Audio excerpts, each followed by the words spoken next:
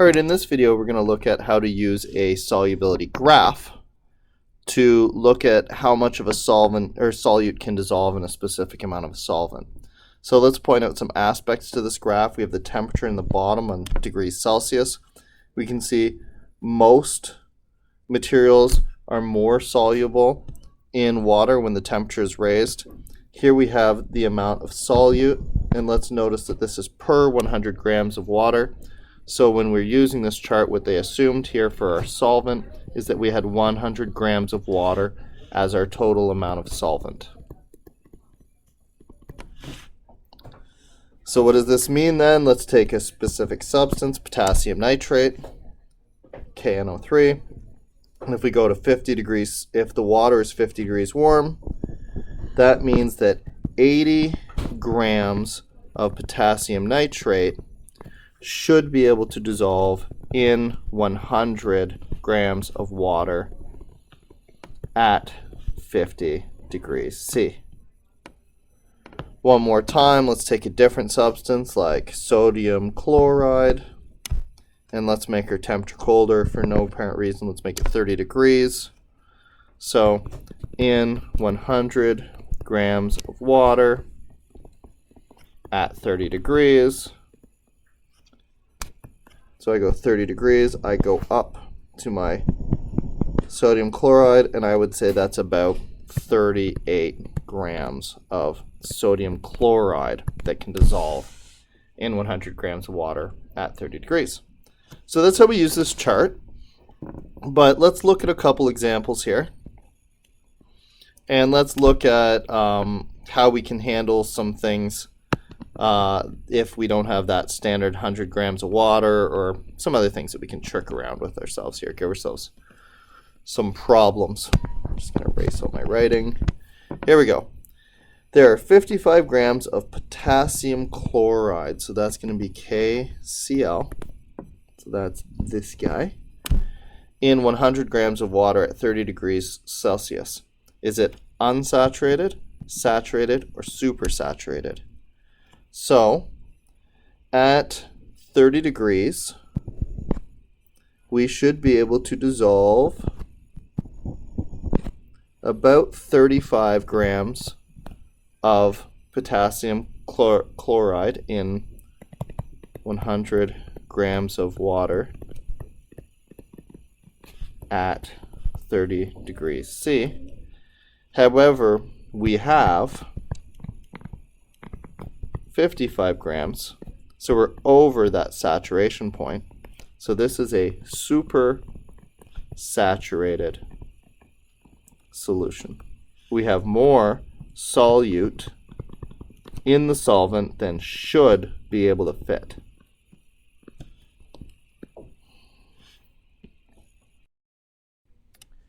So this is how much should be able to fit. And like I said, our solute's over that, so we are super saturated. Next question.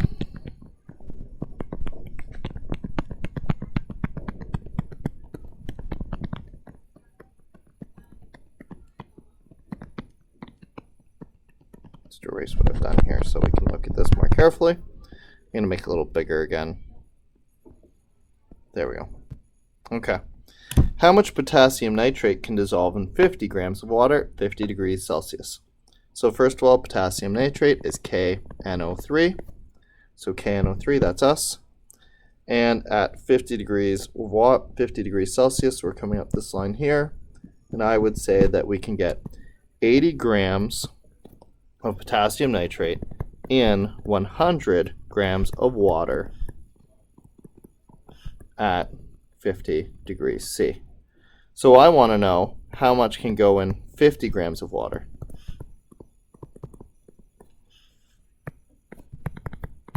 So I'm going to set up a ratio here. 80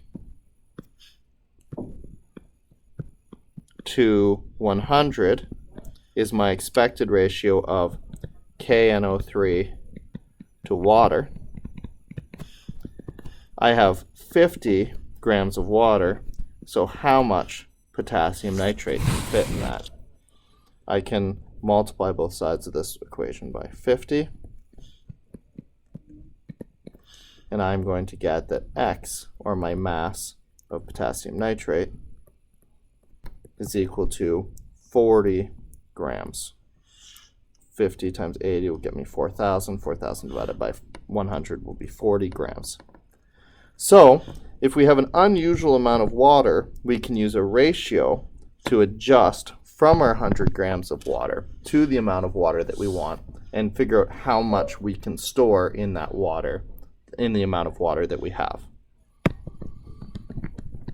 One more example here. Let's do one more, and then we'll stop. Resolve that. Okay. There are 145 grams of sodium chloride and 200 grams of 60-degree water. How much salt will crystallize out of the solution? So first of all, we're dealing with 60-degree water, and we're dealing with sodium chloride, so NaCl. Here's our NaCl, and at 60 degrees, I would say we can fit about 39 grams of NaCl in 100 grams of water at 60 degrees. Now we actually want to go to 200 grams of water, so how much sodium chloride will fit in?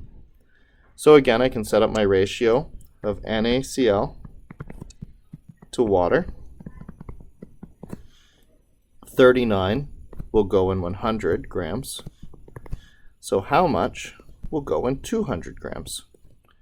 And I can multiply both sides by 200, divide by 100, and I end up with 78 grams of NaCl in 200 grams of water. Now it said here that I put in 145 grams. This is my amount. And the most that can stay in, or the most that can remain as a solute, I just figured out, solute, there we go. I just figured out was 78 grams. So how much must crystallize out? So, I don't know, I think that's...